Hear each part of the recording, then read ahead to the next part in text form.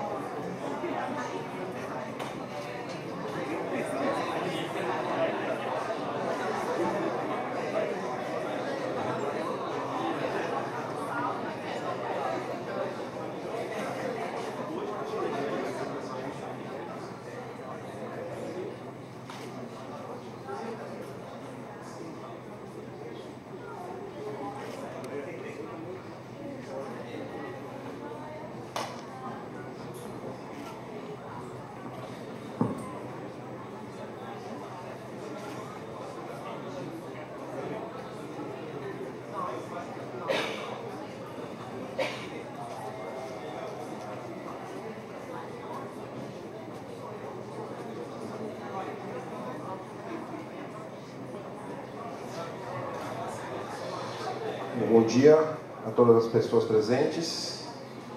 Antes de começar, eu queria agradecer ao convite da desembargadora Margarete e toda a equipe da escola que me recebeu também aqui. E, enfim, é sempre um grande prazer falar para magistrados, né? É um público extremamente qualificado e, enfim, que está nas trincheiras, né? Tá resolvendo as questões na linha de frente, né? Então é um grande prazer. Tenho tido a oportunidade de falar nesse evento. Ano passado falei no evento dos juízes estaduais lá do Rio Grande do Sul, já falei no evento do TRT do Paraná também, então tenho tido essas oportunidades que são sempre engrandecedoras e até por isso, né? Até por me sentir em casa, né? E, quer dizer, se tiver vontade, eu vou fazer uma apresentação que, enfim, não com todos os detalhes. Eu já fiz essa fala uma vez, é a segunda vez que eu vou falar com algumas alterações. É um texto no qual eu ainda estou trabalhando, então ainda não publiquei esse texto. Na última vez disseram que eu fui corajoso em falar isso para juízes, né? E, enfim, e tinha o jantar logo depois, então podia envenenar o jantar, alguma coisa, enfim. Eu espero que não seja o caso aqui, que a gente consiga, enfim, de qualquer maneira, né? Enfim, depois do almoço eu vou tomar cuidado, né? Então, a questão que eu vou começar, eu passo aqui. Então, eu vou começar com essa imagem que é de um filme, O Estado das Coisas, do Wim Wenders, né, que retrata que é uma equipe de filmagem, né, que está fazendo um filme e que... Peraí, deixa eu só controlar o tempo aqui. Né? Deixa eu só ligar o meu cronômetro.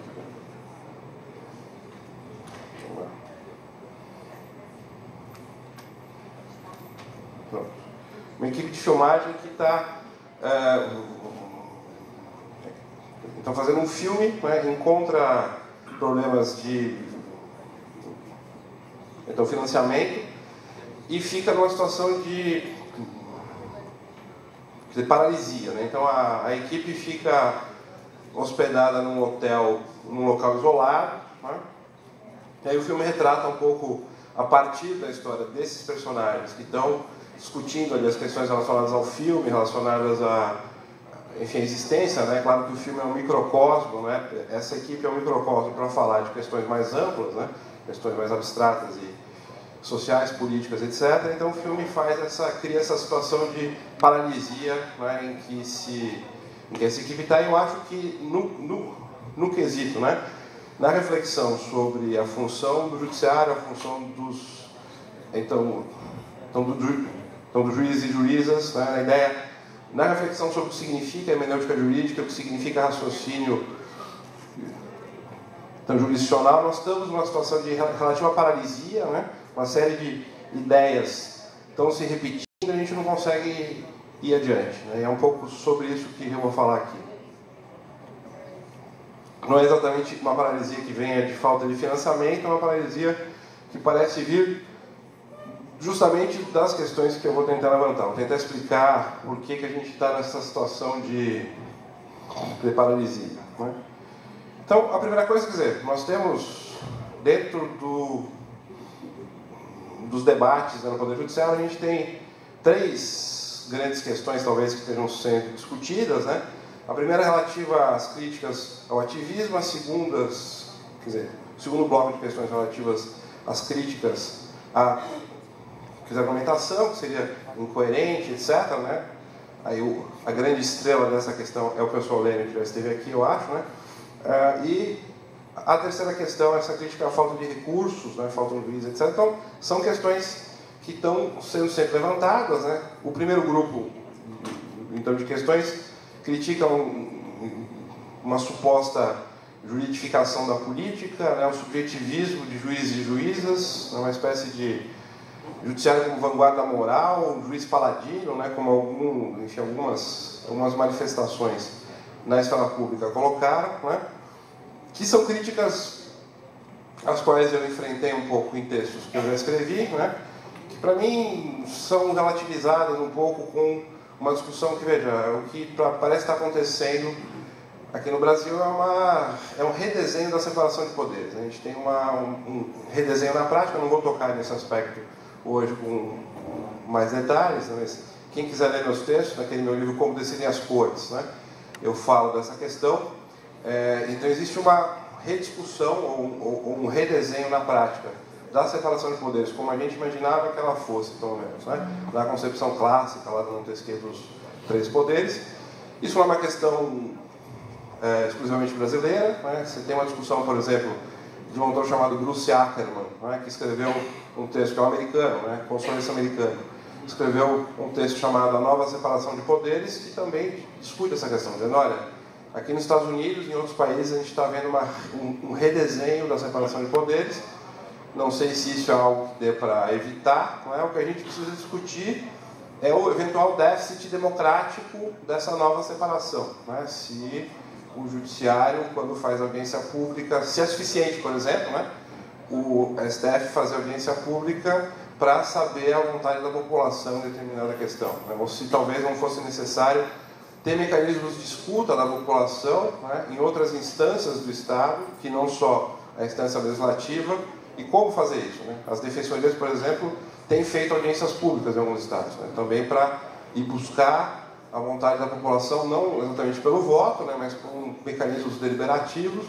E essas renovações, digamos assim, eu vejo com bons olhos. Não acho que seja nenhum bicho de sete cabeças, desde que sejam discutidas, debatidas e levadas adiante. Então, e desde que não fiquem ao arbítrio puro e simples da autoridade, né? Porque a gente está no Estado de Direito. Então, essa crítica ao ativismo eu tenho relativizado nos meus textos, dizendo, olha, talvez não seja bem isso, né? Talvez essa visão do juiz que esteja se metendo onde ele não deve ser chamado seja uma visão que é muito tributária de uma concepção de separação de poderes que não existe mais, que não funciona mais da maneira como está nos livros, pelo menos, né?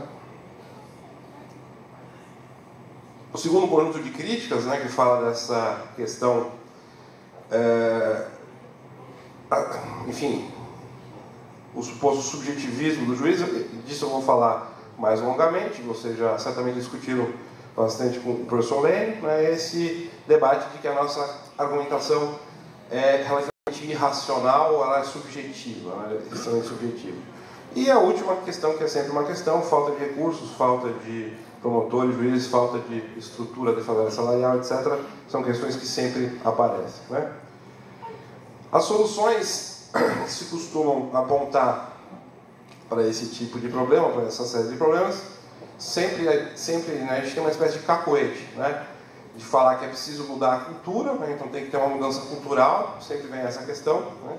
Mudar a educação jurídica, promover mais estudo de, enfim, teoria, hermenêutica, argumentação, né?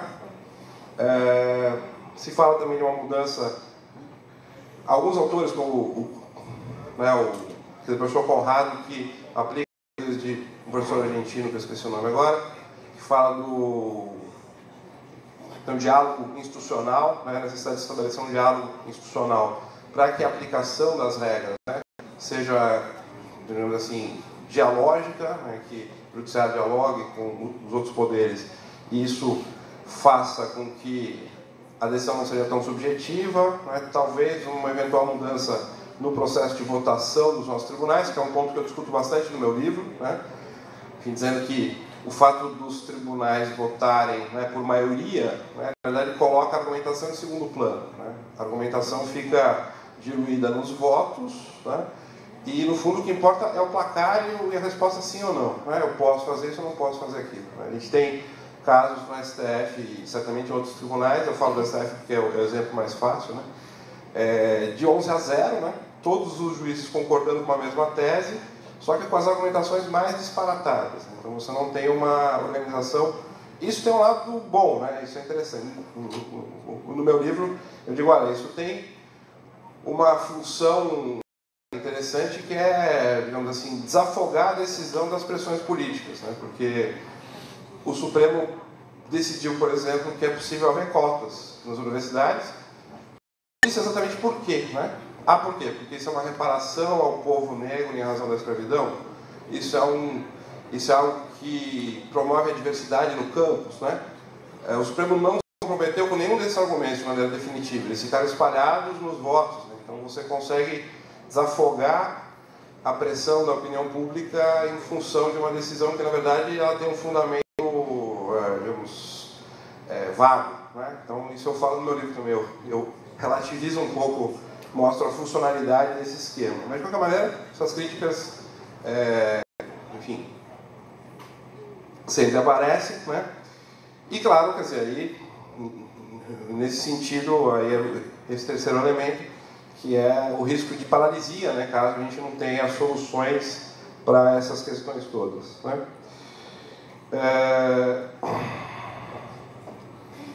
Aí começam, digamos assim, as minhas, talvez, provocações ou tentativas de estabelecer um diálogo e ser útil aqui para a reflexão de vocês, né? Aí assim, antes de qualquer coisa, né, eu sempre tenho essa preocupação de dizer o seguinte, olha, a meu ver, esse debate sobre mudanças culturais é insuficiente, né?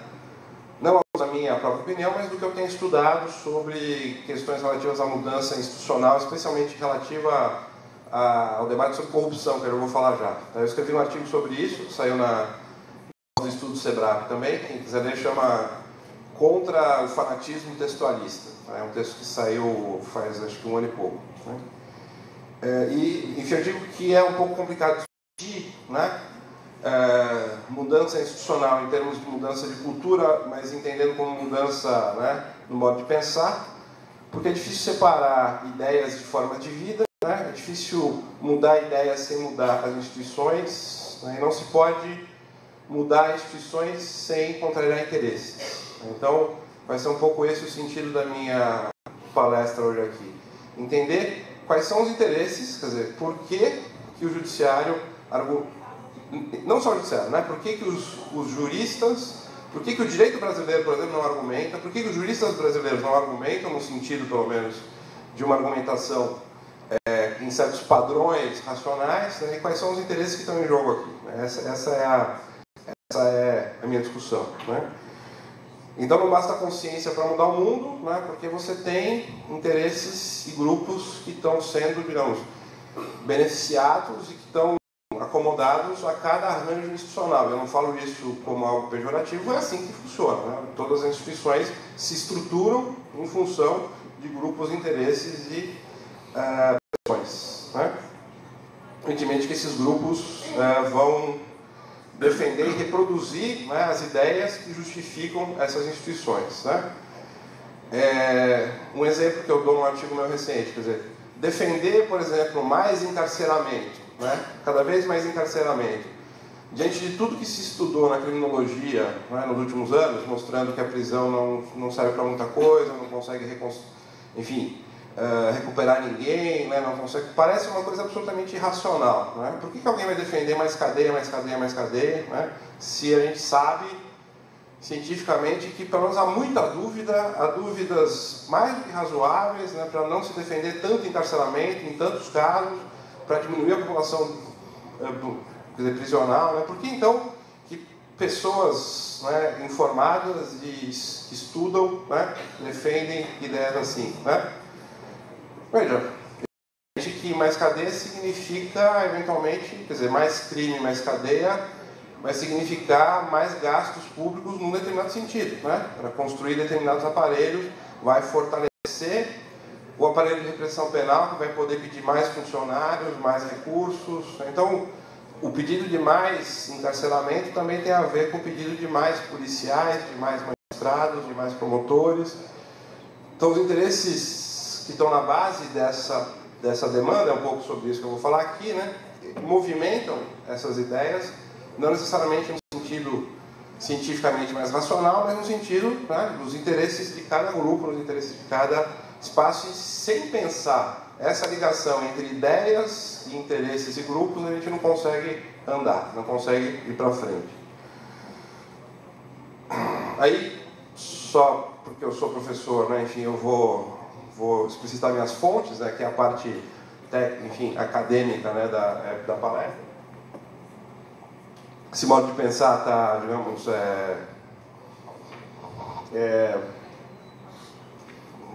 baseado, né, nesse texto do Franz Neumann, que se chama Mudança na Função da Lei e do Direito na Sociedade Burguesa, que saiu recentemente aqui no Brasil uma tradução. E esse historiador, que se chama Van Keinegen, né, se quiserem ler um livro dele, esse é bastante interessante, Juízes, Legisladores e Professores, e são dois autores que mostram como as ideias jurídicas e as instituições servem a grupos sociais dentro e fora do mundo jurídico. Né? O Franz Neumann é um autor do começo do século passado, século XX, né? Então uma das coisas que ele vai dizer nesse texto é como a ideia de direito natural, né? O conceito, ou a visão de direito natural, ela foi utilizada para fins conservadores em certas situações e para fins progressistas em outras. Então, tanto se usou a ideia de direito natural para congelar uma certa visão da propriedade privada e evitar mudanças sociais, quanto também para propor transformações sociais no sentido de dizer que todos os homens têm direito natural a serem tratados como iguais. Então, dependendo do momento histórico, dependendo do grupo envolvido, você teve o uso dessas ideias para fins tanto conservadores quanto emancipatórios, ou tanto de esquerda quanto de direita, vamos dizer assim. E o Van Keinegen é um autor que eu acho extremamente interessante. Ele tem algumas histórias, ele tem uma história do direito constitucional, tem uma história do direito privado, e tem esse livro que é de ensaios, que é de acesso mais, direto às ideias dele, em que ele diz que a evolução do direito pode ser vista como uma disputa entre juízes, legisladores e professores sobre, né, o que deve ser o direito. Né? Existe uma disputa entre, digamos assim, a doutrina dos professores, os legisladores e os juízes sobre o poder de dizer o direito. Né? Então essa é uma visão bastante interessante, e aí ele monta a história das ideias a partir desse ponto de vista. Né? Então, só para aprofundar um pouco mais essa reflexão que eu estou fazendo, né? E aí toca nessa discussão ética que vocês estão colocando aqui, né?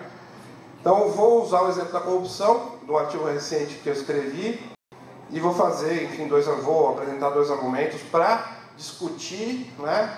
Para bater um pouco nessa ideia de que, bom, temos um problema cultural e se não mudar a cultura, não mudam as coisas, né? Eu vou discordar, estou discordando disso. Então, sobre corrupção especificamente, a gente pode aplicar isso também para a mudança das ideias jurídicas, depois eu vou fazer isso. Existe todo esse debate, o brasileiro é legal, aqui é o país do jeitinho, né? E o direito brasileiro é atrasado, em razão disso também, né?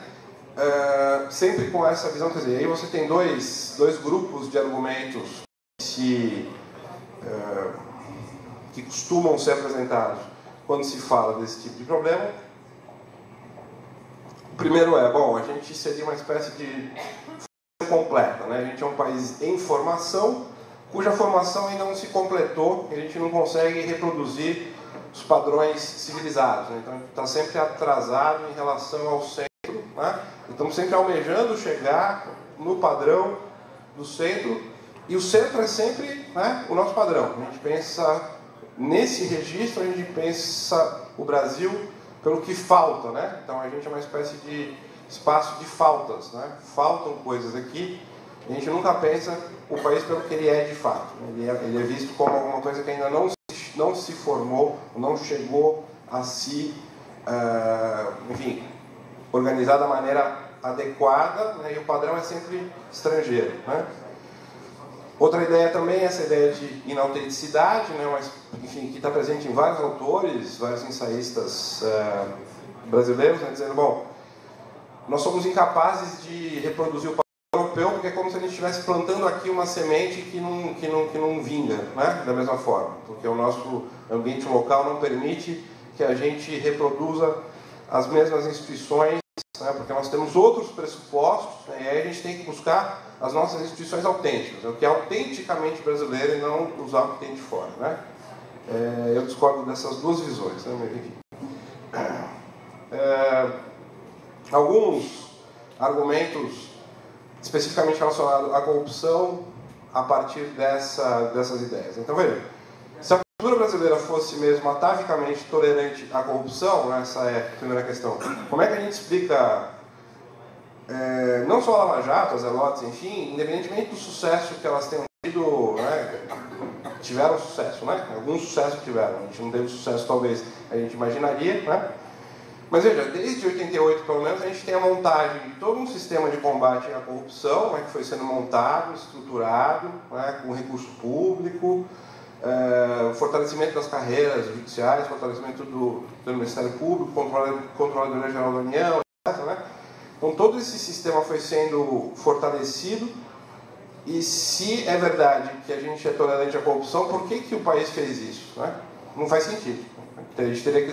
Bom, talvez então essas instituições tenham vindo de Marte, né? E alguém implantou... Não, foi o povo brasileiro e os grupos sociais que estavam disputando as ideias aqui que fortaleceram essas instituições, né?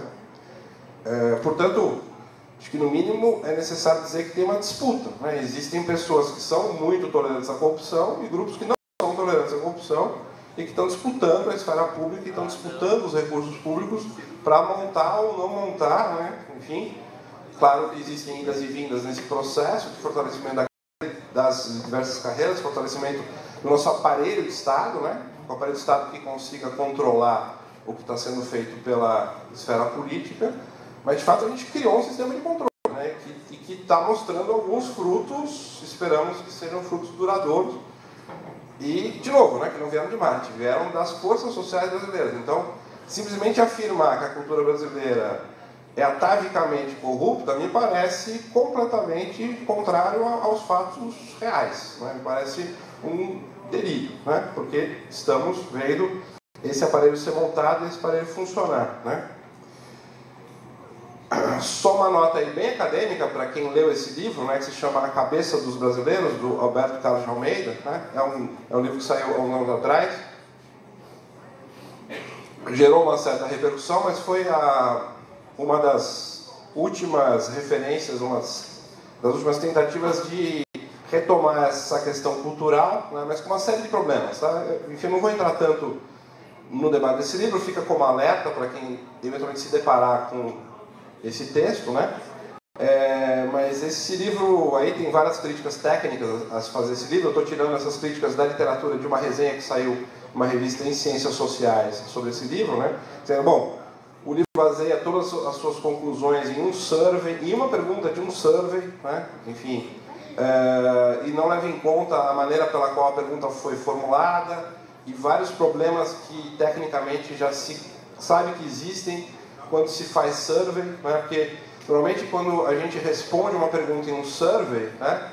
Nem sempre você responde o que você pensa, você responde às vezes como você quer aparecer, né? Você quer aparecer bem perante o entrevistador, né? Então existem várias técnicas para frustrar né? Várias pesquisas que se pode fazer qualitativas para relativizar esses resultados e chegar a um resultado o mais próximo possível, né, do que é a opinião mesmo das pessoas. Né? Também tem outro problema técnico na aplicação de survey que é muito debatido nas ciências sociais, que é essa ideia de falsificação das preferências, né? Às vezes mas enfim, é isso que eu estou falando, né? Enfim, se responde, né, como se quer aparecer e não exatamente o que se pensa, né? Aí outro ponto importante, né? A segunda questão, quer dizer, a literatura sobre corrupção que eu conheço pelo menos, né, que a mais atualizada que eu li para escrever esse meu artigo, quem quiser ir lá conferir, está lá. Não tem consenso na literatura especializada sobre esse assunto, nem sobre o que é corrupção e nem como se deve combater a corrupção. Então temos esse problema, né? Então, primeira informação interessante, né? Nos Estados Unidos, o que a gente chama hoje aqui de corrupção é perfeitamente legal, né? Fazer lobby e o financiamento de campanha é totalmente ilimitado, né? A Suprema Corte Americana decidiu um caso dizendo que pagar é igual a argumentar, né? Então você não pode limitar a doação de campanha, porque a doação é uma espécie de manifestação de livre expressão, né? Se equipara à manifestação da sua livre expressão. Você está dizendo, eu apoio essa pessoa e eu apoio no montante de não sei quantos milhões. Né? Claro, ignorando toda a distorção que isso pode ter no sistema representativo e no eventual. Né? Então é um voto extremamente criticado, absolutamente criticado, debatido muito violentamente pelos especialistas. Né?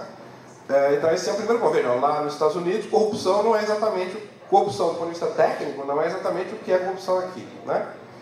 Isso a gente pode transplantar para outros países e fica mais complicada ainda a questão. Para quando enfim, quem estuda isso se coloca essas questões, né? Para além do debate, né, do senso comum.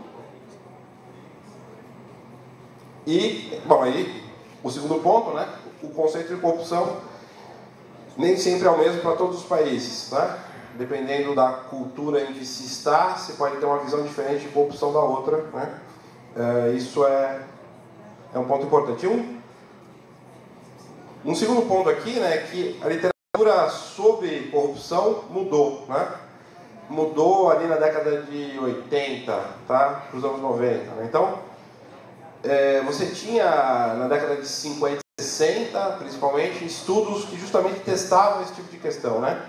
Será que os países protestantes são mais corruptos do que os países católicos? Será que os países subdesenvolvidos são mais corruptos do que os países desenvolvidos? Né? E hoje em dia esse tipo de reflexão caiu em esquecimento nos meios, principalmente das ciências sociais que estudam isso empiricamente, né? E o que se discute, na verdade, hoje é uma questão de instituições de incentivo, né? Então, a ideia é, quanto mais poder concentrado, sem controle, mais possibilidade de corrupção. Quanto mais poder uma pessoa tem, concentrado na sua mão, dependendo do arranjo institucional, quanto mais poder uma pessoa tem, e quanto menos controle ela tiver, mais oportunidades ela vai ter para praticar corrupção e, portanto, maior pode ser. Isso relativiza o papel da consciência, né? Isso relativiza o papel da consciência. Não é claro que a gente tem que trabalhar os valores éticos, é claro que a gente precisa discutir, né, as convicções e as visões, mas, enfim, uma pessoa que esteja numa situação familiar complicada, sei lá, com uma mãe precisando de uma operação, um pai precisando de uma operação de câncer, e se veja numa situação em que ela pode se apropriar do dinheiro sem ninguém perceber, pode ser que ela, né, fraqueje, né, e que ela faça de fato. Então, evitar que esse tipo de situação se coloque, né, diante de quem está no aparelho de Estado, é esse o debate que se faz hoje nas ciências sociais. E menos uma questão de transformação ética das consciências, menos uma discussão especificamente, porque sobre isso a gente tem algo a influir, mas se vocês forem estudar ética, eu sou professor de ética, né, lá na Unicinos, né, se vocês forem estudar, né, desde a ética na visão do Kant, ele vai dizer, olha, justamente a gente precisa do direito porque a ética não é suficiente para, digamos, segurar o ser humano a fazer o que ele, inclusive, sabe que é errado, né, digamos, porque ele é movido pelas próprias paixões, ele é movido pelas próprias convicções, enfim, nem sempre ele consegue estar à altura das suas próprias convicções, porque ele se deixa levar pelas paixões, ele se deixa levar por instintos, vamos dizer assim, baixos, ou por simples necessidade de vida, né, de conflito entre valores pessoais e os valores republicanos, enfim, né, e ninguém, eu não vou dizer ninguém porque eu não quero falar por vocês, vou falar por mim. Eu não me julgo acima disso, tá? Eu não me julgo acima desse tipo de situação, não sei se minha mãe tivesse uma situação complicada e se eu não faria algo corrupto, né, para salvar um ente querido, independentemente do que fosse acontecer depois. Então, de qualquer maneira, a reflexão que se faz, né, nos meios acadêmicos e mais técnicos sobre corrupção vai nesse sentido. Trabalha com essa ideia, quer dizer, quanto de incentivo, como é que eu desenho, né, como é que eu faço o desenho do ambiente institucional para não precisar depender da consciência das pessoas, né? Aliás, para quem leu Montesquieu, sabe que era essa a ideia que estava por trás justamente do conceito de separação de poderes que ele inventou, né? O que são os poderes para Montesquieu, né? São uma forma de você colocar um poder fiscalizando outro poder, justamente para não ter a necessidade de confiar nas paixões humanas, porque ele era altamente desconfiado das paixões humanas. Bom, não dá para confiar no ser humano porque ele é um ser que muitas vezes age de maneira irracional. Então, como é que eu faço para controlar o aparelho político? Vou colocar, né, enfim, com o perdão da provocação, né, sei lá, vaidoso ganancioso contra outro vaidoso ganancioso. Deixa os dois se digladiando, os três se digladiando lá, e nesse processo o controle vai acontecer, né, um controlando o poder do outro, né, não confiando na consciência. Então, essa ideia que essa literatura está debatendo hoje já foi, né, tem sido, ou, enfim, já foi discutida pelo povo. Na própria base da montagem da ideia dele de separação de poderes já estava essa ideia, né? Vamos agora, então, fazer a transição para pensar um pouco sobre o nosso direito. Eu estou dentro do tempo aqui que eu tinha pensado. E aí fazer um pouco essa reflexão que eu propus lá no começo, né? Então, retomando, né? A gente tem uma série de críticas ao nosso direito, ao nosso judiciário, enfim, à nossa cultura jurídica, dizendo, bom, é uma cultura jurídica que não argumenta racionalmente, a gente tem um processo de ativismo em que supostamente o Poder Judiciário está avançando sobre, entre aspas, né, espaços enfim, nos quais ele não foi chamado. Eu já relativizei isso, não concordo com essa caracterização, porque eu acho que está havendo uma rediscussão da separação de poderes. E aí, mas então, afinal, por que isso não muda, né? Se, aí, brincando um pouco com, quer dizer, o professor Lênio, né? Se todo mundo concorda que o professor Lênio está certo, por que então todo mundo coloca em prática amanhã o que ele, né? o que ele propõe, né? Por que imediatamente não se coloca em prática se todo mundo concorda com ele? Bom, é isso que eu vou tentar pensar aqui. Então, essa é a minha ideia provocativa, né? E aí eu vou implicar todo mundo, inclusive eu mesmo como professor, vocês vão ver, tá? Então está todo mundo implicado, inclusive eu, tá? Inclusive os acadêmicos, tá? Então é preciso identificar a quem esse sistema favorece, não no sentido pejorativo, né? A quem esse sistema favorece, quer dizer, quais são as forças que reproduzem esse sistema e por que elas reproduzem. Tá? Então essas são hipóteses que eu vou levantar, né?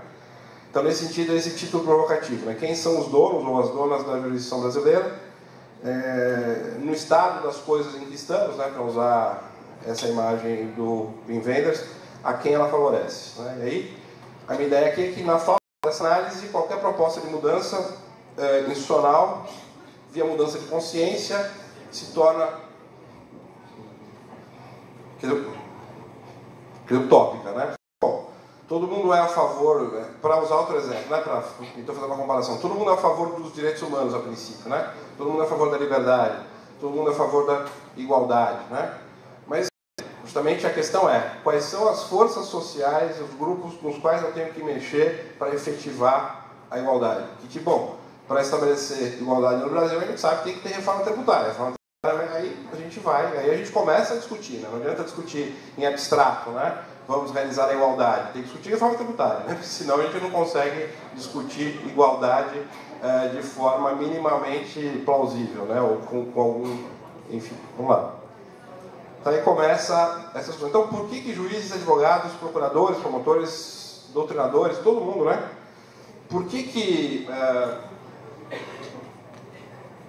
a nossa cultura argumentativa é tão baseada nos argumentos de autoridade? Esse é o centro do meu livro, Como Decidem as Cortes, tá? Para quem quiser ler essa discussão lá. Então, isso tem um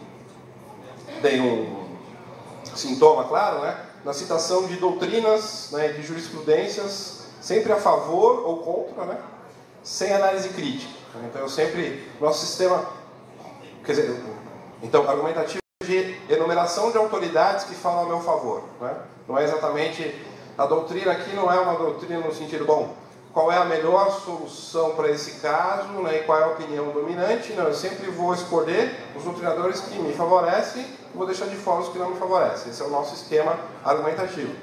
Bom ou ruim, certo ou errado, assim que funciona. É a numeração de autoridades. A gente implica, isso vale para advogado, vale para juiz, vale para doutrinador, não estou excluindo ninguém, né? Não é um problema de ninguém especificamente. A gente criou essa cultura funciona assim, né? A gente empilha autoridades, e aí, claro, quanto maior a autoridade, mais impressionante é o argumento, né? Então, se eu citar um alemão em alemão, né, aí fica mais forte ainda, né? Porque ninguém vai ler o que ele escreveu, porque a gente sabe alemão, né? Então você vai, né?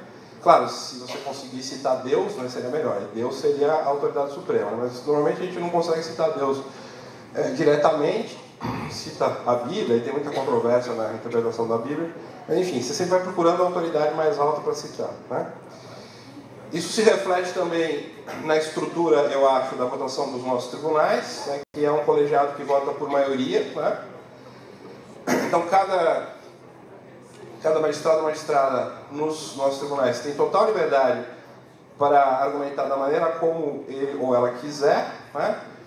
E o que importa é o resultado, né? O que importa é o resultado, o resultado final.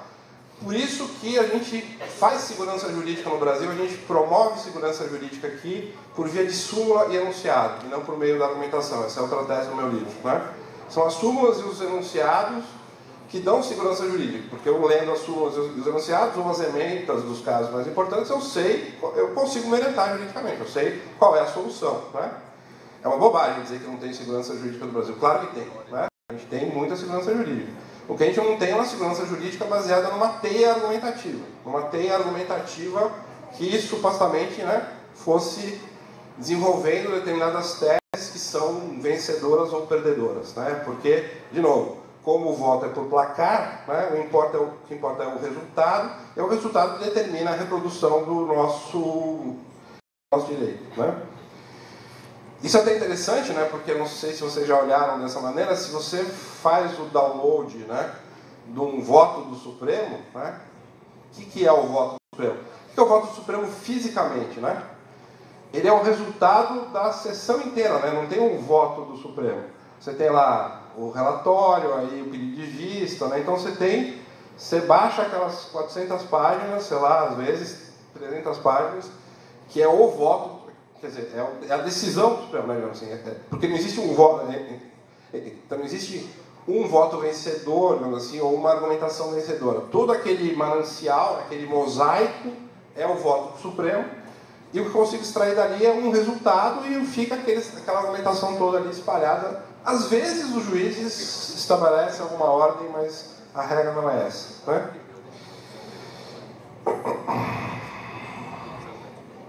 Aí, isso aqui são hipóteses, né? Enfim, a minha hipótese aqui é que não argumentar mantém o poder nas mãos das autoridades, né? Porque justamente quando eu argumento, né? Não só quando eu argumento, quando eu reconheço, né? Quando eu reconheço uma teia argumentativa que determina a minha decisão, eu estou perdendo poder, evidentemente, né? E se sempre a decisão ficar na minha mão, se sempre eu puder me convencer de uma opinião contrária e eu não estiver limitado, né, por nenhum argumento que eu tenho anteriormente ou por argumentos oficiais das cortes, né, o poder está sempre na minha mão. O poder está sempre na mão da autoridade. E aí o sistema acaba sendo, estou falando provocativamente, estou exagerando um pouco para fins de discussão, né? Eu tenho uma autoridade cuja vontade, né, aí é altamente subjetiva, né?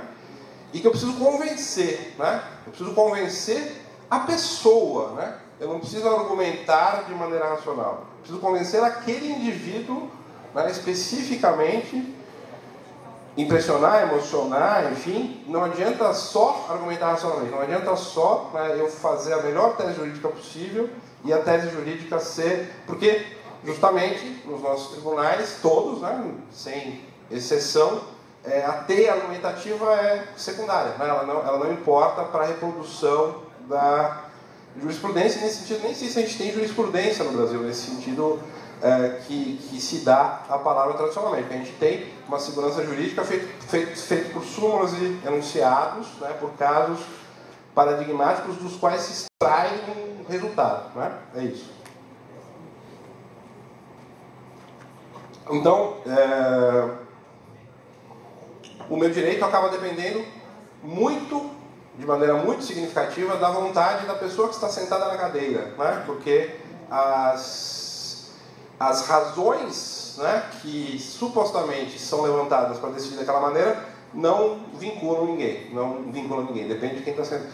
Tanto que acontece isso, né? Muda a composição do STF quando, por exemplo, quer dizer, isso aconteceu várias vezes, mas é um exemplo que vem à cabeça, né? Quando o professor Eros Grau saiu do STF, se pensou, não, vamos propor de novo a questão da anistia, porque ele tinha votado contra, né? Então, mudou a pessoa na cadeira, pode ser que mude a decisão, porque a argumentação não importa, né? O que importa é quem está ali sentado, né? Esse é o ponto, e todo mundo sabe disso, né? Todo mundo sabe disso e age estrategicamente em função disso, né?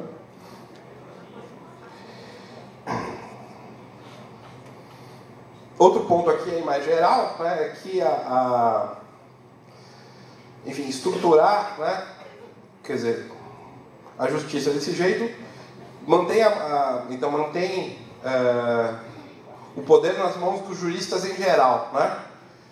É uma valorização do ethos, né? Para a gente pensar em termos da retórica aristotélica, né? O ethos é preponderante sobre o logos, né? O que é o ethos? O ethos é toda a condição do emissor de uma certa fala, né?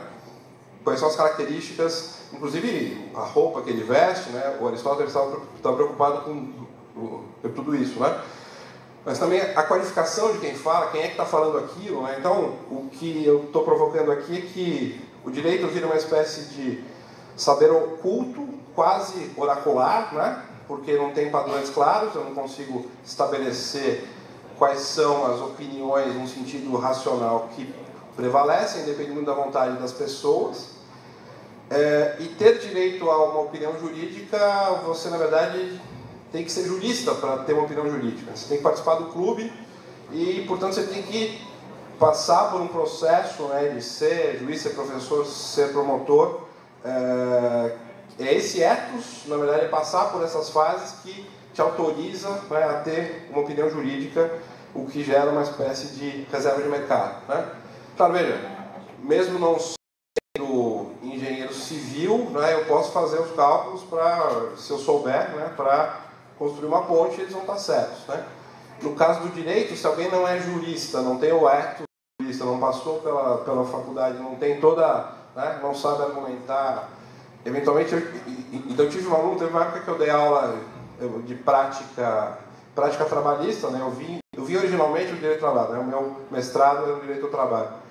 Eu estava dando aula de prática trabalhista, era um aluno muito ruim, enfim, sábado de manhã, né? Enfim, então foi uma época difícil. E aí ele tirou, sei lá, 2 na prova, né? E ele já vinha de terno na aula, né? Enfim, acho que vocês já tiveram esse tipo de experiência também, mas ele vinha todo de terno da aula. E aí ele veio falar comigo assim, poxa doutor, nós somos colegas, né, tal. Já estou aqui de terno, né, já vou... Eu falei, mas sua prova está horrível, não tem como te dar nota mais alta. Mas assim, mas pô, já estou de terno, já estou aqui, né? Então, ó, já tenho aqui o ethos do advogado. O que importa, né, se eu não sei nem o que é, sei lá, prescrição? Não tem nenhum problema, né? Eu já estou aqui de terno. Então, isso mostra, né, estou usando um exemplo cômico, né, do quanto esse ethos, né, pode, às vezes, influenciar as pessoas em detrimento da discussão mais racional, né? E eu não estou dizendo, não estou dizendo que isso é bom ou ruim necessariamente, estou dizendo que o nosso sistema é assim, a gente funciona assim, a gente está organizado dessa maneira, né?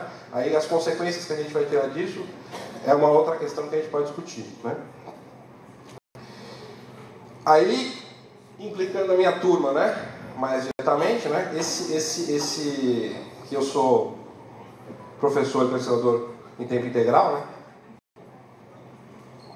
Então esse modo de funcionar da nossa justiça, né, não argumentar, mantém mais poder nas mãos de alguns juristas críticos, né? Então, aqui a minha provocação é, quanto mais supostamente imperfeita e defeituosa for a nossa prática jurídica, né, mais valioso ou mais valiosa vai ser uma espécie de erudição que os professores vão trazer para redimir os nossos pecados, né? Então a gente tem até um esquema já que se repete, né, nesse tipo de situação, né? Sei lá, algum jovem jurista viaja para o exterior, né? Aí vai lá, normalmente para a Alemanha, né? Aí encontra lá um oráculo alemão que sabe tudo sobre argumentação, e esse oráculo alemão, então, tem todas as soluções para os nossos problemas. Aí ele vem para cá e vai civilizar os bárbaros, né?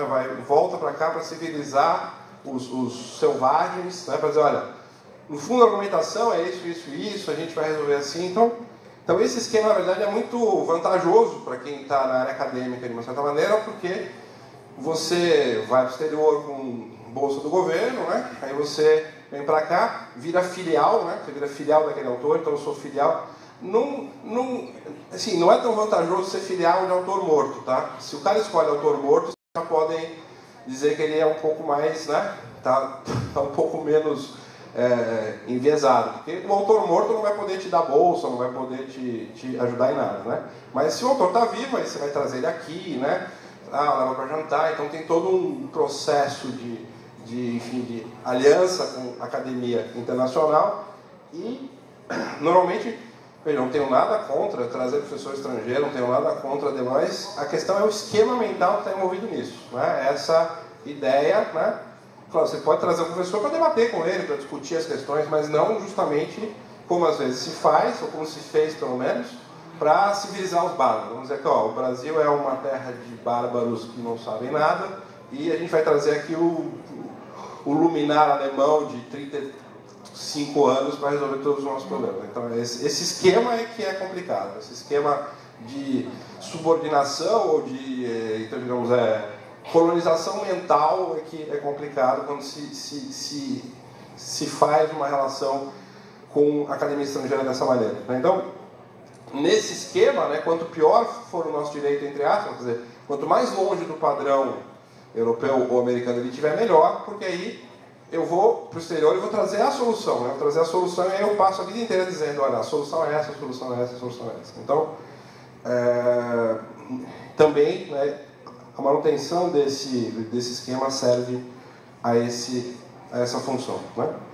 E um terceiro ponto aqui, aí é um diagnóstico que eu estou fazendo, né, com esse meu orientando que é juiz também, a gente está discutindo muito isso, quer dizer, que aparentemente esse sistema que a gente montou cada vez mais concentra o poder nas mãos dos nossos tribunais. Né? Por quê? A gente tem um forte movimento de padronização das decisões da base em nome da segurança jurídica necessária, né? E uma concentração cada vez maior nas mãos dos nossos tribunais. A gente tem um processo de ações em massa e de muita quantidade de ação que, exagerando um pouco, né, está transformando talvez a primeira instância numa espécie de, assim, a função do juiz não é mais julgar, é se livrar de pilhas de processo. Né? Então, eu não estou julgando, estou me livrando de pilhas. Né? Então, eu preciso arrumar maneiras de me livrar das pilhas. Né? Isso deixa pouco espaço para reflexão, para estudo, né? para discussão jurídica propriamente dita. Né? Então, tende a haver, eu acho, cada vez mais um alinhamento entre base e cúpula, né? Os juízes da base aplicando simplesmente as súmulas e os enunciados, né? Sem espaço, seja porque esse espaço está sendo, digamos, diminuído, né? Pela própria padronização das opiniões via mecanismos de,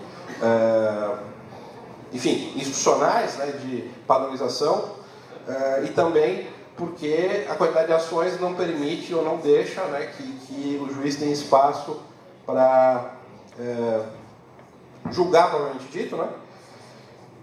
E aí, no nosso esquema, né, como as cortes são opinativas, como eu digo, como a gente tem esse processo de decisão por maioria, etc., vai haver a tendência de haver uma alta concentração de poder nas mãos dos nossos tribunais, o que gera um risco, né, pela literatura sobre corrupção, um risco de abuso. Né? Quanto mais poder concentrado e controle, a gente gera um risco. Então, é preciso ver se essa escolha que a gente está fazendo, né, é a melhor escolha, primeiro, e se a escolha for essa mesma, né, quais são os mecanismos que a gente vai ter para controlar esse poder que está se concentrando em função enfim, das exigências do CNJ e da massa de ações e também em função dos mecanismos de padronização das opiniões que estão se estruturando já faz uns anos, né, que concentram o poder na cúpula.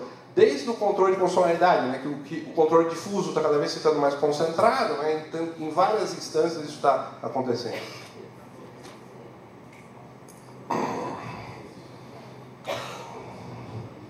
Aí tem um debate aqui que não dá tempo da gente fazer, já está acabando meu tempo, né? Mas que seria interessante da gente fazer, né? Veja, será que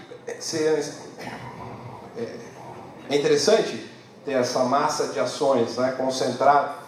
A nossa escolha histórica, né, institucionalmente, tem sido por concentrar tudo na mão do Poder Judiciário, né? Uma espécie de sacralização do direito de ação. Né? Tudo deve se resolver por meio judicial. O que eu estou dizendo aqui? Veja.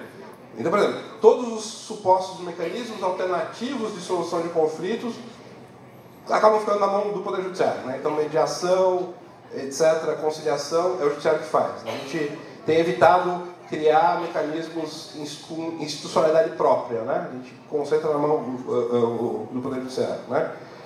E aí a gente quase que transforma em sinônimos acesso à justiça vira acesso ao judiciário, né? Em outros países não é assim, né? Você tem, nos Estados Unidos, por exemplo, você tem muitas dificuldades para chegar a uma ação até o Poder Judiciário, você tem diversas maneiras de se fazer procedimentos no escritório, né? Os advogados colhem depoimentos nos escritórios, muitas vezes, em matéria penal, não precisa ir para a justiça. Né? Então, tem um processo de assim, diluição, né, ou de evitar que a ação chegue no Poder Judiciário.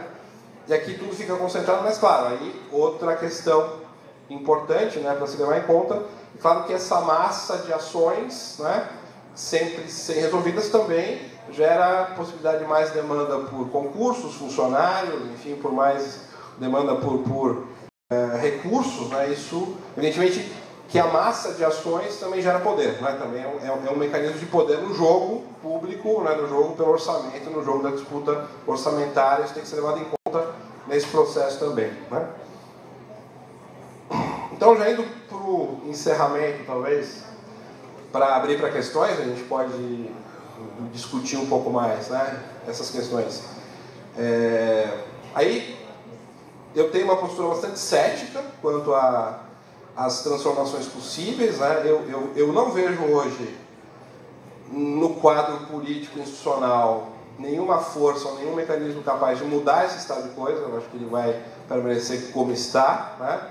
Inclusive porque essa demanda, né, digamos assim, talvez por uma jurisdição ou por uma racionalidade mais, enfim, sei lá, mais organizada, né, vem um pouco da universidade, mas a opinião pública não está exatamente preocupada com isso, né, o que está mais preocupada em ter segurança jurídica, isso a gente tem, né, tem segurança jurídica, e o fato do tribunal votar de maneira incoerente não gera grande espanto em ninguém, a não ser em quem é mais acadêmico, né?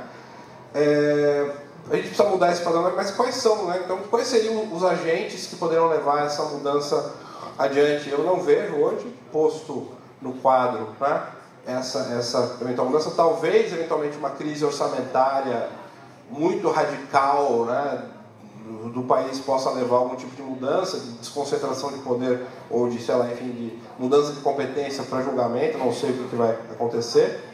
De qualquer maneira, enfim, não acho que essa mudança venha de dentro do mundo jurídico.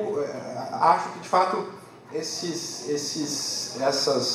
toda essa discussão que eu também faço, as críticas que eu também faço à nossa cultura jurídica, ainda são uma coisa muito específica de professores acadêmicos ou tem pouca repercussão nas forças políticas reais, né? E, enfim, mas como a gente sabe, o mundo é muito, enfim, é cheio de surpresas, a gente não sabe o que vai acontecer, mas o quadro que eu pinto nesse momento é esse, de ceticismo quanto ao que vai eventualmente acontecer. Então, eu vou encerrar minha fala por aqui e a gente pode abrir, acho que, para questões que fica mais interessante. Aí eu vou respondendo, enfim, conforme... Não estou muito acostumado com esse esquema de conferência, estou mais com esquema de aula de debate, né? Então eu abro a partir de agora para eventuais perguntas, discussões, etc. Muito obrigado.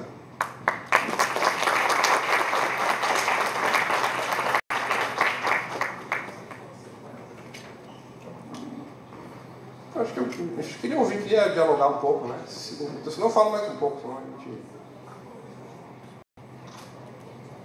Até porque eu falei coisas provocativas, as pessoas têm que ter o direito de me confrontar, né? Senão, eventualmente, na discordância, né?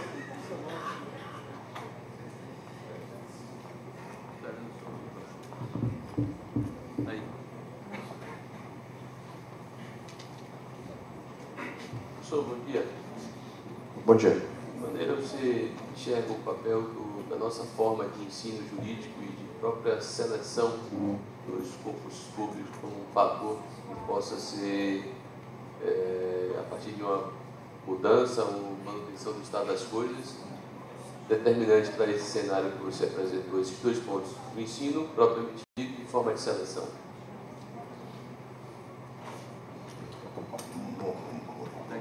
Então, Danilo, né? Então, o que eu disse aqui tem uma... Assim, eu sou um pouco cético quanto a... Assim, eu não sei se o ensino, né, e a seleção em si podem mudar esse estado de coisas, né? Porque veja, eu posso ensinar aos meus alunos todas as teorias, né, argumentativas, enfim, mas... Enfim, com que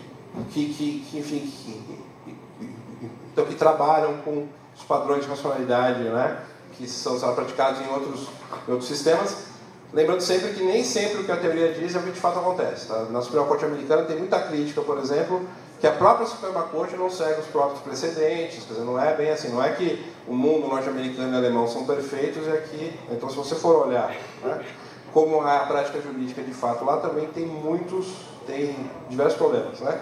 Mas eu posso ensinar todas essas teorias, e aí chega o meu aluno lá e no primeiro dia de estágio se depara com uma petição impedindo autores, né? Então, assim, acho que eu acho que sinceramente para mim, o mecanismo mais eficaz de tentar mudar essa cultura seria mexer no padrão de votação dos nossos tribunais, né? Porque se a gente tivesse um voto, né, essa é a proposta que eu faço no meu livro, né? Se a gente tivesse um voto da corte, né, seja lá que corte for, argumentado, né, que fosse o voto vencedor, com eventual declaração de voto divergente, né, como acontece em outros locais, você começaria a padronizar ou ter uma opinião da corte, né, oficial da corte, e essa opinião da corte imediatamente iria ser disseminada pelos cursinhos, pelas faculdades, né? Todo mundo, olha, essa aqui é a opinião da corte. Agora a gente precisa estudar essa opinião da corte para... Né? Então acho que esse mecanismo de ensino, se fosse eventualmente eficaz, ele teria que dar conta de todas as universidades que estão funcionando no país, que seria difícil, né? Teria que mudar a consciência de todos os juízes, professores, enfim, acho que é um processo muito longo que não vai ter grandes efeitos, eu acho, se a gente não mexer em alguns fatores institucionais, né? E eu aponto esse fator como um fator importante. Imagina se tivesse uma opinião oficial das cortes sobre um determinado caso, e imediatamente isso ia virar matéria de cursinho, matéria de se disseminar por todo lugar. Afinal, para passar um concurso, você tem que conhecer aquela opinião da corte, para saber o que está acontecendo, você teria que saber aquela opinião da corte, né? Então, claro, o ensino é importante, o ensino é fundamental, mas assim, a gente está falando de reforma de ensino jurídico de maneira muito intensa, pelo menos na academia, desde a década de 70, né? Desde a discussão sobre direito alternativo, temos que mudar os padrões formalistas, etc. E nada muda, né? Nada tem se modificado, porque é justamente essa a minha tese, porque existem fatores mais arraigados no nosso sistema, né? Interesses mais evidentes, assim, enfim, que estão fazendo esse sistema reproduzir, que impedem, e basicamente a questão aí é que, então a minha tese é essa, que não argumentar mantém o poder na mão da pessoa, né? Porque eu sempre vou depender da minha opinião, sempre a decisão vai depender da minha opinião. E é muito difícil fazer alguém abrir mão do próprio poder, né? Para mim essa é a questão. Muito difícil alguém abrir mão do próprio poder. Eu posso... Né, será que os votos... Né, será que a gente pode... Vou fazer uma... Enfim, claro que ninguém nunca vai escrever esse mestrado, porque seria muito arriscado politicamente. Mas será que, se a gente comparar, né, os votos de determinados magistrados que são professores com as suas teorias, né, com seus de teorias, será que eles praticam, né, o que eles escrevem? Né? Será que... Então, eu acho que não, muito provavelmente. Assim, alguns eu tenho certeza que não, porque eu fiz essa comparação, e não porque eles não queiram, é porque isso está estabelecido, né? Se eles fizerem isso, eles vão ser tomados como, sei lá, talvez doidos, assim, algum maluco, né? Porque o sistema funciona de uma maneira diferente, ele está estruturado, né? E está desenhado institucionalmente de uma outra maneira, né? Então, acho que o ensino jurídico é importante, né? Eu acho que a questão dos concursos é extremamente relevante, mas, sinceramente, eu não acho que seja o fator mais significativo. Eu acho que a questão aí é de poder mesmo, é conseguir politicamente fazer quem tem o poder de decidir, digamos assim, ser obrigado, de uma certa maneira, a argumentar. Isso não é só uma questão de consciência, eu insisto, né? Também é uma questão de controle institucional, de desenho institucional, porque você não vai fazer é muito difícil, de novo, né, que quem tem poder abra mão desse poder. Claro, todo esse debate que a gente faz na filosofia e na teoria tem como função tentar, né, convencer, impulsionar, né, enfim, esses grupos ou essas pessoas eventualmente argumentar, mas eu acho que digamos, a questão é mais complexa do que simplesmente transformação no ensino. Professor, bom dia formalmente. Voltando ao problema dos concursos, e aí uma questão que nós temos verificado, a forma da seleção. Ou seja, isso poderia também alterar a forma dos que vêm para as cortes, porque começa pela base, com os concursos que são mnemônicos, em regra, a forma de seleção que deveria ser alterada, o privilégio que poderia ser dado a outros aspectos, ou a inversão das provas, a eficiência que envolva não só o saber, que é mais ou menos igualitário, mas o próprio ser, no ingresso das carreiras, porque o que a gente observa é uma gama enorme de concursos, as pessoas se preparam para qualquer concurso, na maioria dos casos, e alcançam aquilo que obtiverem êxito, entram as pessoas, muitas vezes, inclusive, sem vinculação, não digo nem vocação, e vão além. E hoje nós observamos o reflexo disso na própria magistratura, em qualquer dos segmentos, Ministério Público.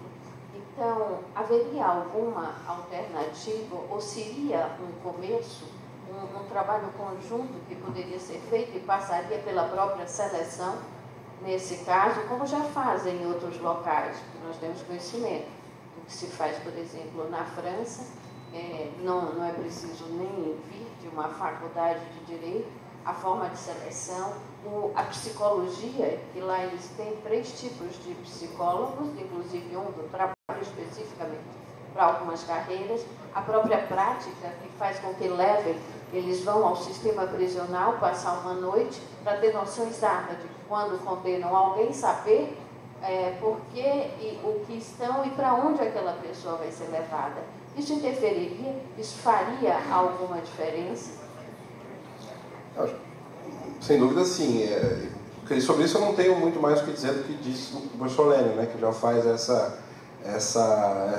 reflexão muito bem. Acho que são fatores extremamente importantes para trazer um magistrado, uma magistrada que tenha mais identificação com aquela função e tenha mais, vamos dizer assim, mecanismos ou instrumentos para julgar da melhor forma possível, né? O que eu estou tentando chamar a atenção é para outro aspecto. Quer dizer, a gente pode, assim, estou radicalizando um pouco para tentar mostrar o meu ponto de maneira mais clara, né? A gente pode fazer todo esse processo de transformação no ensino jurídico, no recrutamento, etc. Mas se eu tiver um juiz lá na base pressionado por não sei quantos mil processos, né, tendo que se livrar de pilhas de maneira frenética, porque ele não consegue dar conta da quantidade de produtividade que o CNJ impõe, né, quando é que ele vai ter espaço para aplicar todo esse conhecimento e essa sabedoria, né? Se não, pode ser que o processo de julgamento vire um processo de, bom, que está de acordo com a súmula eu tiro na minha frente, e se eu tiver uma opinião, enfim, né? Eu acabo entrando num modo pragmático para manter a sobrevivência, né? Posso entrar no modo pragmático para manter a minha sobrevivência. Então, parece que tem uma demanda, vamos dizer assim, existe toda uma discussão por mais qualidade, né, na prestação jurisdicional, por maior discussão sobre, bom, ela tem que ser mais adequada no sentido teórico e filosófico, e tem também uma demanda por quantidade, né? Eu acho que o que está acontecendo é que a gente tem mais produção, vamos dizer assim, de mecanismos para forçar a velocidade, para forçar, né, o quantitativismo, e tem menos mecanismos para garantir que o juiz e a juíza tenham espaço, de fato, para julgar de maneira mais... E talvez isso esteja ligado, de alguma maneira, a diminuir o acervo de ações que se tenha, né, nas mãos do judiciário brasileiro como um todo. Porque eu não sei, aí era uma questão para se pesquisar, né? Enfim, para de fato se pesquisar sério, né? Se um juiz hoje, dependendo de onde ele estiver, né, enfim, principalmente quem está pela primeira instância, mas quer dizer, os tribunais também, né, que tem uma quantidade de ações imensas, né, se de fato existem condições para um juiz muito preparado a aplicar todo aquele conhecimento, ou se ele não vai simplesmente empírica, até para sobreviver e se livrando das ações da maneira mais pragmática possível. Então, essa é uma questão que é importante ponderar, né? Esse conflito entre a necessidade de produzir decisões rápidas, uma quantidade muito grande por ano, e as demandas qualitativas, né? que são essas que a gente tanto, enfim, que a gente tem tanto carinho, que a gente está se preocupando, que todos nós somos preocupados com isso, como, enfim, juristas, professores, muitas vezes. Então, talvez seja necessário pensar como traduzir essa demanda por qualidade na própria estruturação da carreira do juiz, né? Enfim, hoje, ele dar uma boa decisão não tem, por exemplo, efeito nenhum, eventualmente, sobre a sua própria carreira, né? Mas ele cumprir as metas quantitativas, sim, né? Então, como é que você vai fazer esse balanço aí? Claro, eu posso falar de ensino, posso falar aqui horas sobre as teorias do humor, as teorias do Alex, mas, enfim, né? Aí você estuda isso, aí você senta numa vara e tem aquele pio de processo para se livrar, e como é que você faz? Qual é o espaço que você vai ter para aplicar tudo isso? Esse é o meu ponto, tá? Que eu estou tentando chamar a atenção.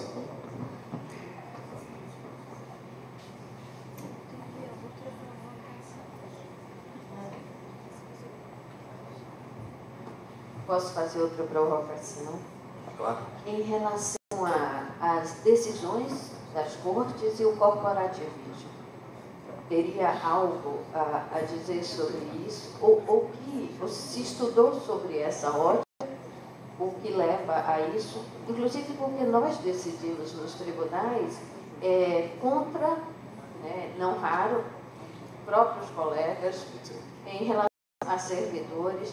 Então, são ações que vêm, são decisões que nos alcançam, e todos eles. Se há algo que poderia ser dito sobre isso. Eu não estudei esse tema especificamente, né? Eu não tenho nenhuma grande reflexão sobre isso. Entendeu? E como eu não estou também, quer dizer, eu sou hoje professor em tempo integral, também não tenho nenhuma fala mais interna para dizer. Quer dizer, o que eu costumo fazer é pensar essas questões em termos institucionais, né? Assim, como é que eu desenho a instituição? Então, teve um orientando meu, por exemplo, que ele estudou casos em que ele é do Sergipe, inclusive. Ele estudou, então, casos em que os tribunais julgaram casos de interesse dos próprios juízes, né? Então, em que, enfim, se eu não me engano, era um caso de uma greve de funcionários do próprio tribunal, em que o tribunal acabou julgando uma ação de indenização que foi proposta por um dos funcionários, alguma coisa assim, tá? Aí a minha questão é mais o seguinte: como é que eu evito, né, que isso aconteça? Como é que eu evito que esse tipo de situação aconteça? Né? Que um juiz que esteja implicado numa ação tenha a possibilidade de julgar a ação na qual ele está implicado, né? Como é que eu faço para desenhar? Porque aí, diante desse, né, se isso acontece de fato, né, aí de fato tem possibilidades de abuso, né, que podem ocorrer, né? Aí a questão é, como é que eu evito isso? Sei lá, talvez criar um mecanismo de avocação pelo Supremo, né? Se esse caso aparecer, até tem essa figura, mas ela não é usada, né?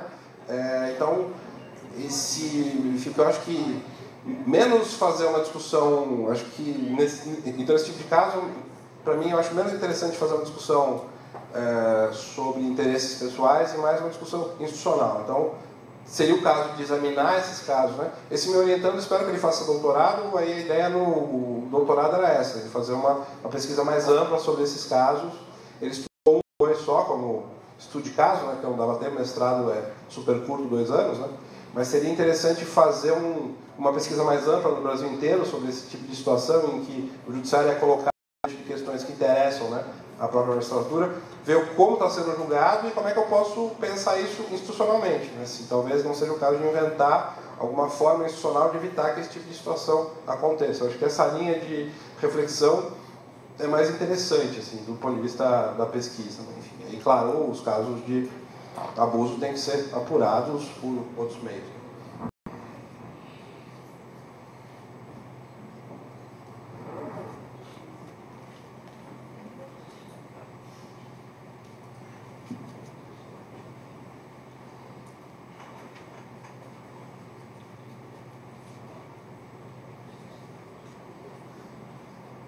Professor, diante da sua fala, a gente percebe que o senhor conclui dizendo que não vê assim uma perspectiva de mudança, pelo menos para melhor.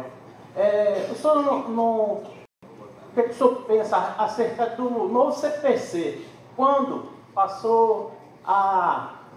E aí é uma opinião que eu estou extraindo até mesmo dessa palestra, procurou muito mais silenciar o juiz de primeiro grau ao obrigá-lo a seguir precedentes, súmulas e, como o senhor disse, também enunciado. Isso não seria uma movimentação dessa força de poder justamente para silenciar o primeiro grau? Então, enfim, eu não sei. Aí teria que reconstituir, né, o que aconteceu lá na comissão, né, como é que foi esse processo. Eu acho que essa mudança, apesar de... Então, aí acho que o senhor tem toda a razão. No mínimo, ela não levou em conta todos esses fatores, né?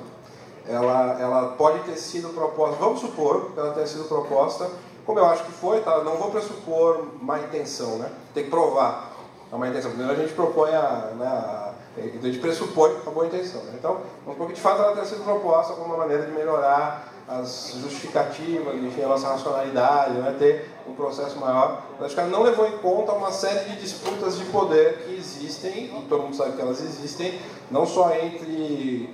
eventualmente a primeira instância e a segunda instância, entre, enfim, interesses que estão presentes na sociedade. Pode ser que esse tenha sido um dos aspectos pelos quais ela não deu certo, né? Porque aí, evidentemente, os juízes de primeira instância podem ter visto nisso algo como uma forma de limitar excessivamente a sua possibilidade de dizer qualquer coisa, etc., né? Então, acho que qualquer mudança, assim, eu acho que a minha fala um pouco é que eu acho que qualquer mudança que venha acontecer, esse é o meu esforço aqui, precisa colocar o bote na sala, né? Precisa explicitar os interesses que estão em jogo, explicitar as questões que estão em questão, né?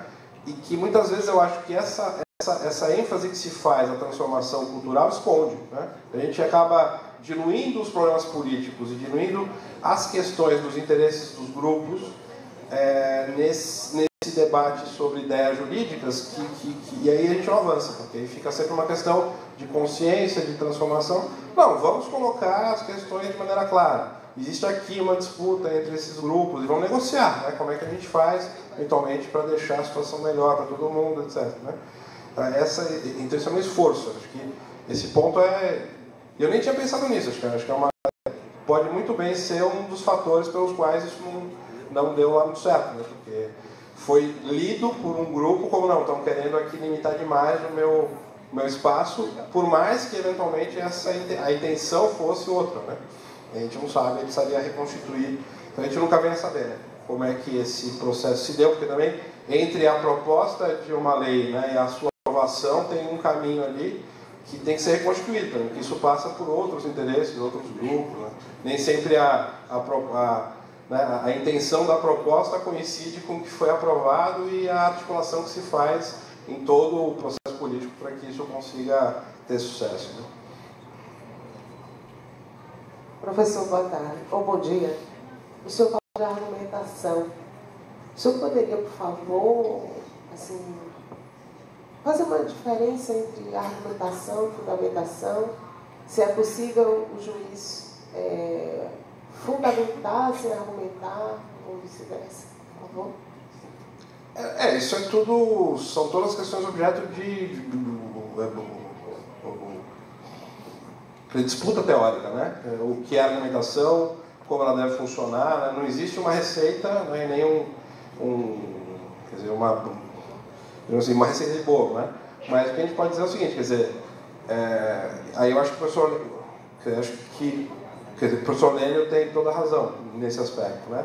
Eu dou razão para ele. Acho que a nossa cultura jurídica é que fundamentar é explicitar o seu convencimento, né? Explicitar as razões pelas quais você foi convencido daquela tese, né?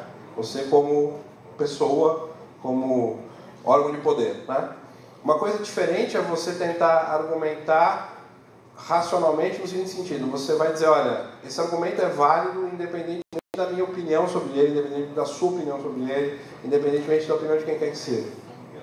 Ele tem uma validade, vamos dizer assim, relativamente objetiva, né, diante do estado da doutrina, do estado da ciência jurídica e do que é o mais razoável perante a nossa Constituição.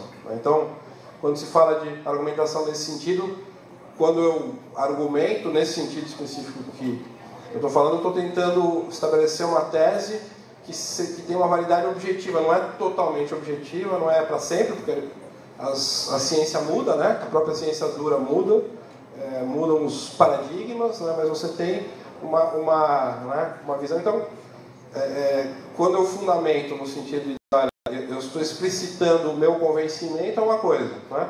Argumentar no sentido mais exigente, que essas teorias, enfim, trazem como enfim, padrão, né? Seria essa ideia, de que eu vou tentar estabelecer um argumento jurídico que é válido objetivamente, com todas as dificuldades que isso tem em qualquer ciência moral. Na ética também isso é difícil, né? Como é que eu vou estabelecer uma argumentação objetiva sobre, né, o que é certo ou errado do ponto de vista da mutilação vaginal, enfim, das moças em alguns grupos africanos, né? Isso é um baita um problema para os direitos humanos, é uma baita questão. Quer dizer, será que ao dizer que isso é errado eu não estou violando o interesse daquela comunidade? E aí as feministas, evidentemente, com toda a razão, dizem, mas isso é uma barbárie, não pode deixar, está dificultando a liberdade de escolha, né? E é claro que essa objetividade das ciências morais acaba tendo que ser estabelecidas por quem? Pelos próprios participantes do debate, né? Então, por isso aí a educação jurídica tem a sua importância de fato. Por isso, né, o recrutamento também é extremamente importante, porque quem estabelece essa objetividade mínima é um certo acordo que tem que ser estabelecido entre as pessoas que estão debatendo, porque não existe uma objetividade que venha nem de Deus, nem, enfim, de lugar nenhum, né? E como o nosso sistema, e é a minha opinião, ele foi institucionalizado para valorizar o indivíduo magistrado ou a indivídua magistrada e não a instituição como um todo, né, você tem essa dificuldade de formar uma opinião, né, que seja uma opinião relativamente objetiva naqueles casos. Então essa seria a diferença, né? Mas claro, enfim, isso é um problema desde a filosofia grega. Como é que, se vocês forem lá no Padre Vaz, né, falando sobre Aristóteles, você vai dizer, um dos grandes problemas do Aristóteles é como é que eu aplico um padrão, né, vamos dizer assim, de objetividade das ciências exatas para as ciências práticas. Eu não tenho como fazer isso. Eu tenho que ter outro padrão, né? Todo o debate da teoria da argumentação na década de 50 para frente, do Chaim Perelman, depois, enfim, tudo que veio depois, Alex, etc., é justamente isso. Olha, não tem um padrão, eu não consigo ter um padrão de objetividade igual, supostamente semelhante ao das ciências exatas, se bem que isso seja discutível. Mas, então, esse padrão depende muito dos participantes daquele debate. Então, agora, se os participantes daquele debate estão, digamos, pensando de forma puramente individual, né, então simplesmente julgando de forma individual, esse padrão não surge nunca. A gente não consegue fazer uma construção de um padrão de racionalidade, né? E é por isso que eu acho que é importante combinar educação jurídica, etc., mas precisa pensar em mecanismos institucionais, por exemplo, que façam com que o Supremo se torne um Supremo e não 11, né? Hoje nós temos 11 Supremos Tribunais Federais e se lidar com 11 Supremos diferentes, com pautas diferentes, com opiniões diferentes, né? Que país que aguenta 11 Supremos? Né? Você precisa ter 11 Supremos, cada um chutando para um lado, né? Teria ter um Supremo só, né? Que eles disputassem lá o que eles quiserem, mas que na hora de se manifestar, né? Até eles falam para a imprensa, cada um fala uma coisa para a imprensa, um fala uma coisa, outro fala outra, né? Isso é uma loucura, né? Como é que vocês têm 11 Supremos? Né? Esse é o tipo de problema institucional que eu estou dizendo, que dificulta, né, a formação de uma cultura de argumentação. A gente tem uma cultura de fundamentação subjetiva, né? Esse é o nosso padrão, né? E que vai estar se reproduzindo, né? Bem, uma salva de palmas ao nosso palestrante. Obrigado pela belíssima participação, professor José Rodrigues, pela contribuição neste sétimo encontro. Muito obrigado. Nós faremos agora Antes do encerramento, nós vamos convidar aqui à mesa a senhora diretora da escola, a desembargadora Margarete Costa. Enquanto a mesma se aproxima ali da mesa, nós vamos fazer o sorteio de um brinde oferecido pela Matra. Nós vamos convidar a presidente da Matra, nossa querida juíza Angélica, para que possa fazer o sorteio. Depois vamos ter ainda a banda de Itá, tá? Já está aqui a postos, aqui no palco, e depois um coffee break. É um brinde muito especial aqui, oferecido pela Matra. Pesado é muito. Então vamos ver. Marcos Gugel. Eu não vi hoje.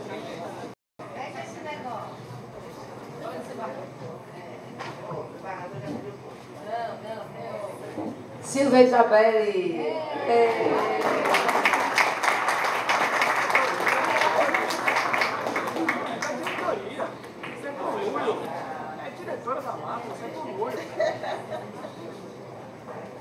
Vamos registrar o momento.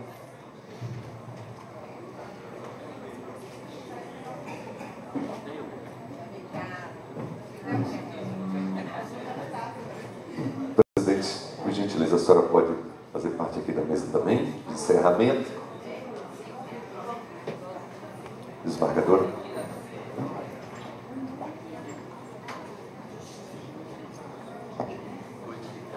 Colegas, bom dia a todos, formalmente. Chegamos ao fim da nossa semana institucional.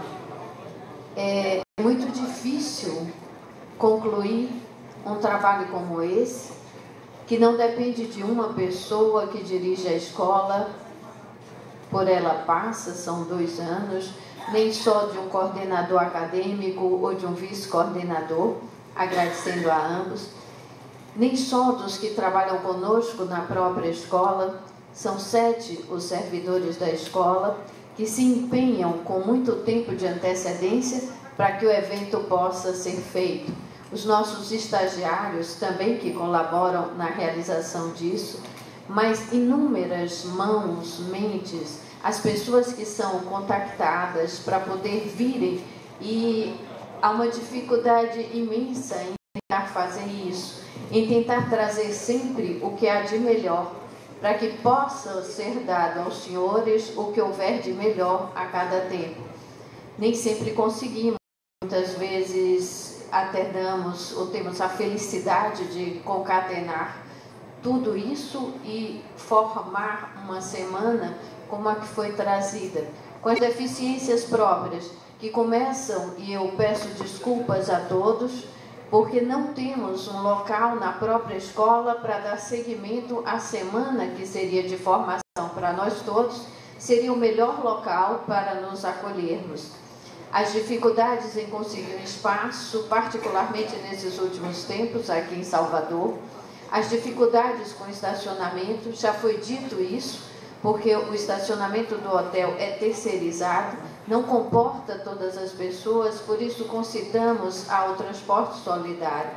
A dificuldade em ofertar até o lanche que é servido, de manter a assiduidade de um banheiro. As queixas são muitas, mas ainda bem que os cumprimentos de alguma forma e a satisfação começa a ser maior e prevalecem sobre as queixas. Elas vão existir naturalmente, rogamos escusas, mas agradecemos profundamente a todos, primeiro, que se empenharam para que o evento acontecesse. Em segundo lugar, aos que vieram dispostos a aprender um pouco mais, a conviver da melhor forma, a repartir as experiências, porque aqui estamos congregados para isso, para trocarmos ideias, não raro, para uns lidarmos com os outros. Muitos vêm debater e trazer o que trazer como trazem ou trouxeram o que tem de melhor para as nossas reflexões, porque o que importa é manter o pensamento vivo, é trazer esse debate com reflexões. A escola, eu costumo dizer que ela tem de ser neutra, ela não pode expressar estritamente o que eu penso, a dogmática, ou externar as minhas opiniões no que trago, porque a escola não é minha, a escola não é de ninguém, a escola é de todos. A escola tem que trazer os contrapontos, O que possa agradar a um, às vezes desagrada a outros. Mas isso é que faz parte da grandeza dessas discussões e do embate, como eu disse e repito, dessa honestidade nas ideias e na liberdade que nós devemos ter em poder ir ouvindo, agindo, optando por onde seguir.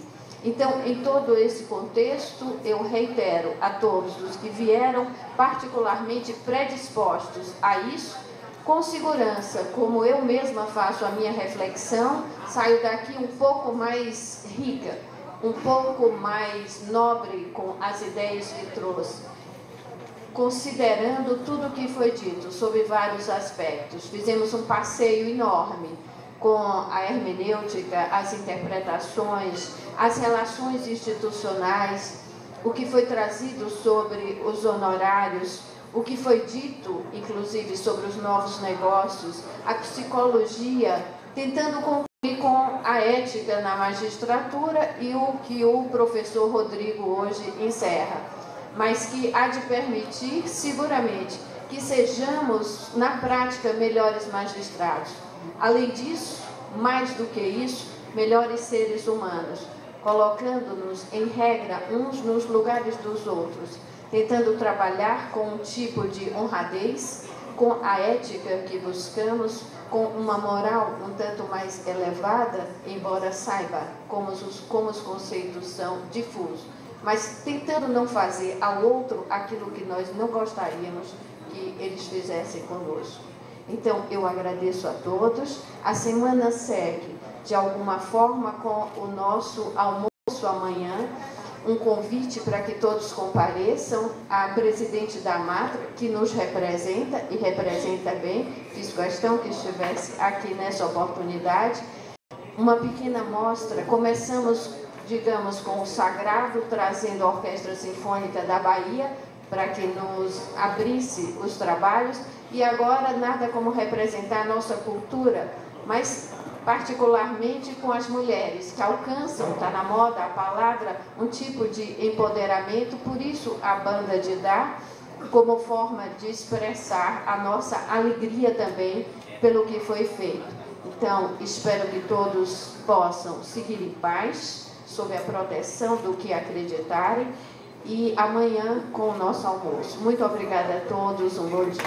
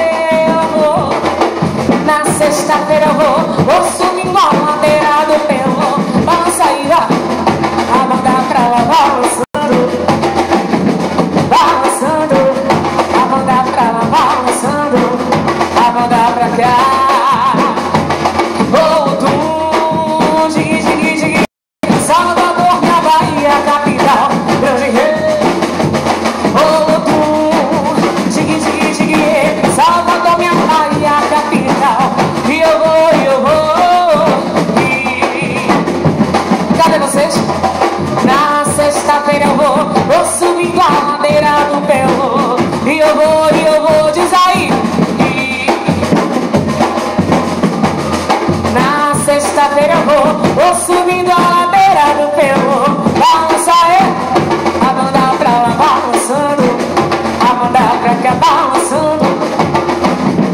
Ele balança, balança, oh, balançando.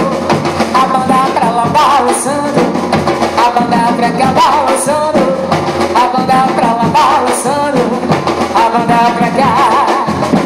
Birimbau, pega sujando em pedaço de pau, juntou com a cabaça, virou o quê? Birimbau sim, birimbau não, birimbau, birimbau, birimbau sim, birimbau sim, birimbau não, birimbau, birimbau, birimbau. Birimbau, sacode a poeira, Madalena, expande a tristeza e cante, eu sou a de daí que tu és. Birimbau, sacode a poeira, Madalena, expande a tristeza e cante, eu sou a de daí que tu és. Vem, meu amor, vem, meu amor, como nessa melodia. Vem, meu amor, deixa fluir essa energia. Aguça sua consciência, negra cor, negra cor. Excitar o mal que nos rodeia, se defender. A arma é música, cantando reggae, ou cantando reggae, cantando jazz, cantando blues. Eu não vazar, eu digo já chegou. Cantando reggae, cantando jazz, cantando blues. Eu vazar, eu digo já chegou.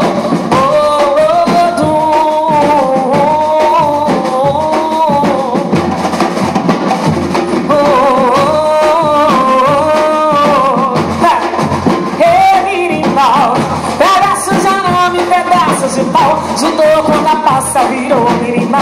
Birimbau sim, birimbau não, birimbau, birimbau, birimbau sim, birimbau sim, birimbau não, birimbau, birimbau, birimbau. Muito obrigada, muito obrigada. Prazer estar aqui com vocês. Pois todo santo dia, pois todo dia santo, e eu sou uma árvore bonita que precisa ter os seus cuidados. Vem me regar, mãe, vem me regar, oh, oh. Vem me regar, mãe, yeah. Vem me regar, vem me regar, mãe, vem me regar, oh, oh. Vem me regar, mãe, yeah. Vem me regar.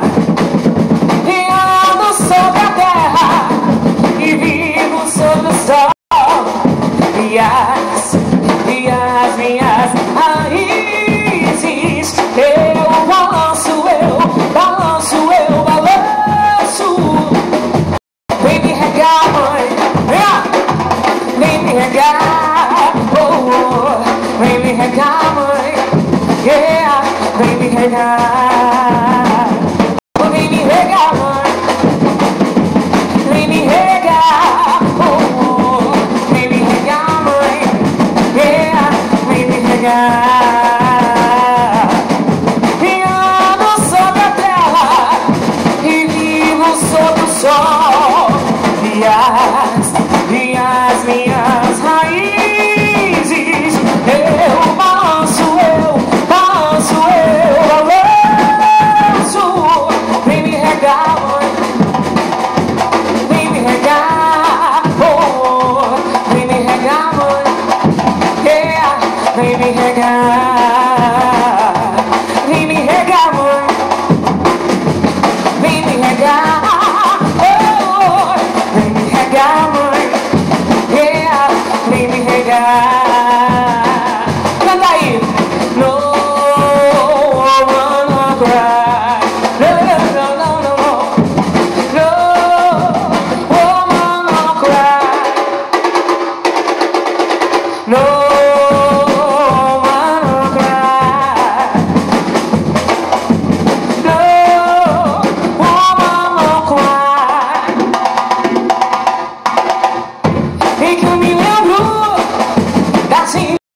totally